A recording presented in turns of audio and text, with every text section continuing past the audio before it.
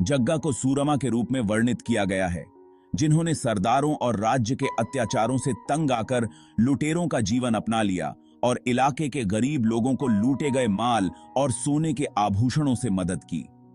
जग्गे की कहानी एक ऐसे शख्स की कहानी है जो डाकू बनने पर मजबूर हो जाता है, और ऐसी कहानियां आज भी आम हैं।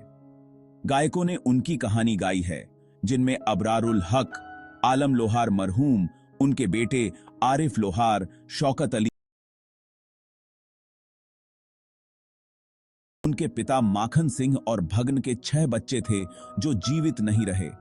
ऐसा कहा जाता है कि माखन सिंह और भगन पास के गांव के एक सिख बुजुर्ग सोढ़ी इंद्र सिंह के पास गए और मन्नत मांगी।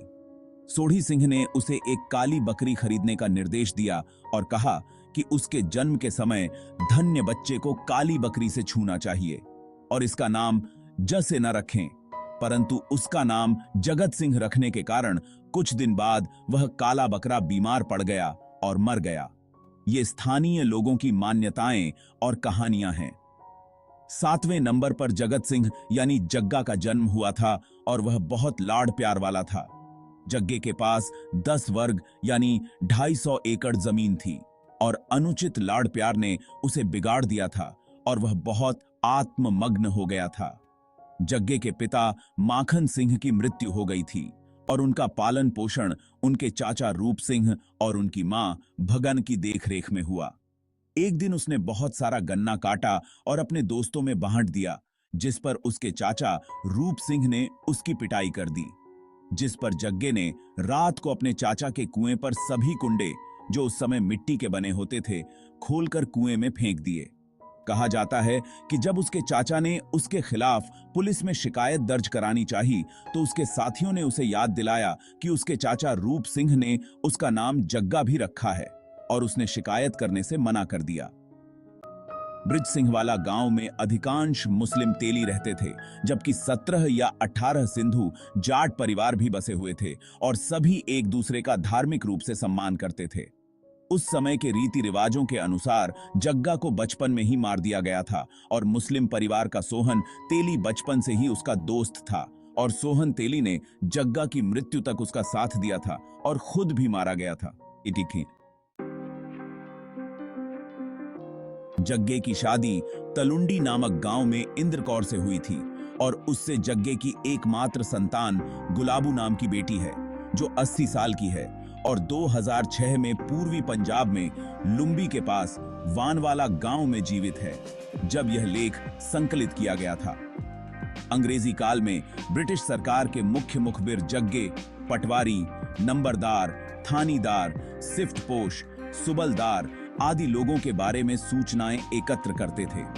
इस पर जग्गा ने उसे समझाया और पटवारी से निजी हिस्सा लेने से मना कर दिया।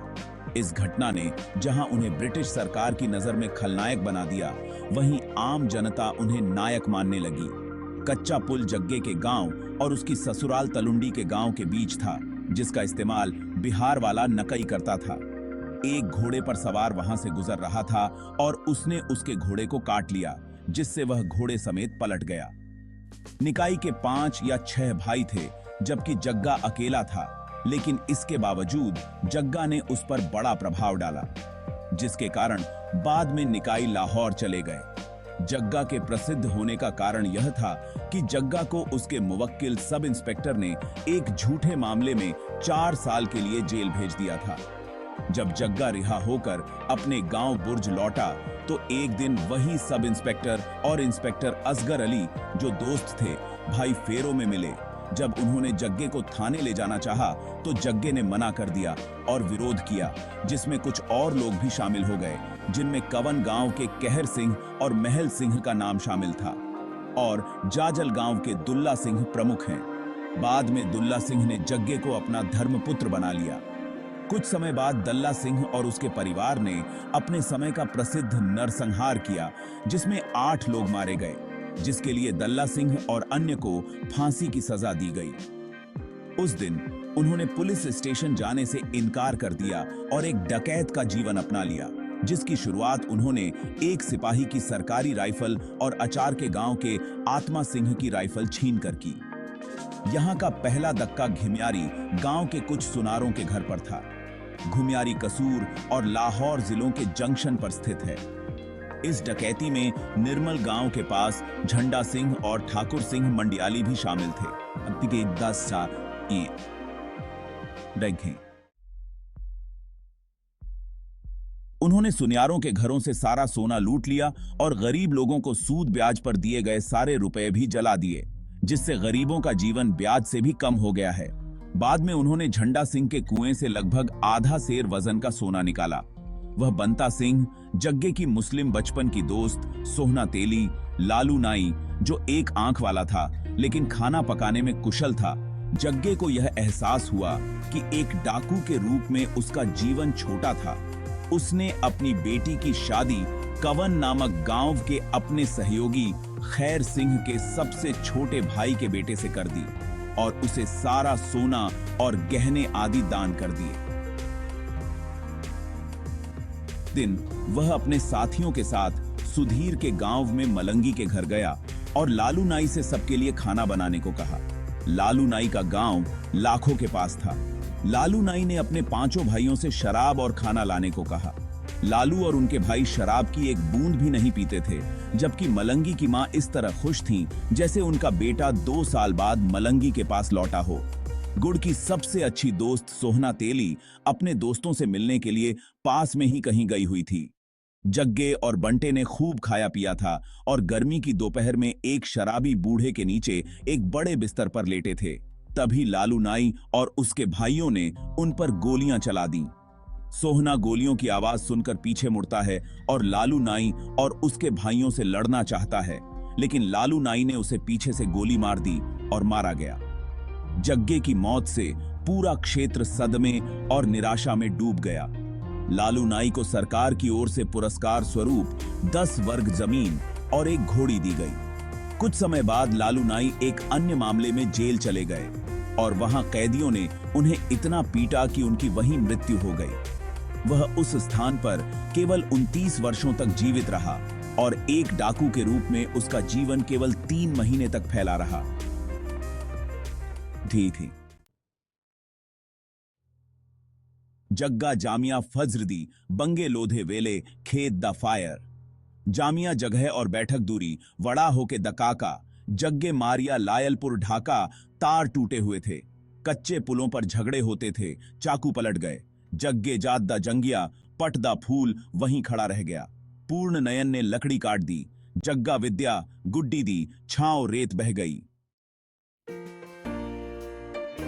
जग्गा और सोहन तेली की दोस्ती की कहानी बहुत ही दिलचस्प है। दोनों बचपन के दोस्त थे और एक दूसरे के सुख दुख में हमेशा साथ रहते थे। उनकी दोस्ती गांव में मिसाल बन गई थी। सोहन तेली एक मेहनती और ईमानदार व्यक्ति था और जग्गा ने हमेशा उसकी ईमानदारी की कदर की। जग्गा की शादी एक साधारण और पारंपरिक तरीके से हुई थी। उसकी पत्नी एक बहुत ही सुलझी हुई महिला थी जिसने हमेशा जग्गा का साथ दिया। उनके 2 बच्चे हुए, एक बेटा और एक बेटी। जग्गा अपने परिवार के साथ बहुत खुश था और हमेशा उनकी भलाई के लिए काम करता था। लेकिन जीवन हमेशा आसान नहीं होता। जग्गा को कई मुश्किलों का सामना करना पड़ा। उसने हर संघर्ष का डटकर मुकाबला किया। चाहे कितनी भी मुश्किलें आई हों, जग्गा ने कभी हार नहीं मानी। उसकी हिम्मत और संघर्ष की कहानी आज भी लोगों के दिलों में जिंदा है। जग्गा को जेल भेज दिया गया। वहां के कठिन हालातों ने उसे और भी मजबूत बना दिया। जेल में उसने अपने जीवन के बारे में गहराई से सोचा और एक नया रास्ता अपनाने का निर्णय लिया। जेल से बाहर आने के बाद जग्गा ने डकैत बनने का रास्ता चुना। उसने अपने साथियों के साथ मिलकर नई योजनाएं बनाई और अपने इलाके में आतंक फैलाना शुरू कर दिया। यह उसकी नई जिंदगी की शुरुआत थी। जग्गा ने कई डकैतियां की, जिनमें से कुछ ने उसे जनता के बीच एक हीरो बना दिया। उसकी हिम्मत और चालाकी की कहानियां दूर दूर तक फैल गईं। लोग उसकी बहादुरी की मिसालें देने लगे। जग्गा ने पुलिस को संदेश भेजा, अगर तुमने मेरे लोगों को तंग करना बंद नहीं किया तो इसके परिणाम भुगतने होंगे, उसने कहा। यह आखिरी चेतावनी है। पुलिस को जग्गा की धमकी गंभीर लगी और उन्होंने विचार किया कि आगे क्या करना चाहिए।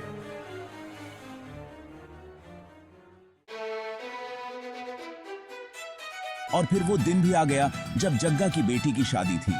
गांव में उत्सव का माहौल था, हर कोई खुश था। जग्गा ने अपनी बेटी को आशीर्वाद दिया और कहा, तुम्हारी शादी का ये दिन मेरे लिए सबसे बड़ी खुशी का दिन है। लेकिन हर खुशी के बाद दुख का समय भी आता है। जग्गा की मौत ने पूरे गांव को शोक में डाल दिया। उसकी वीरता और साहस की कहानियां हर किसी की जुबान पर थीं।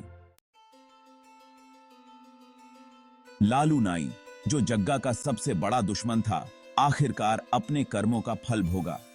गांव वालों ने उसे सजा दी और उसकी क्रूरता का अंत कर दिया। जग्गा की विरासत आज भी जीवित है। उसकी कहानियां आज भी लोगों के दिलों में बसी हुई हैं। उसकी बहादुरी और न्यायप्रियता की मिसालें दी जाती हैं। जग्गा का नाम हमेशा सम्मान के साथ लिया जाता रहेगा।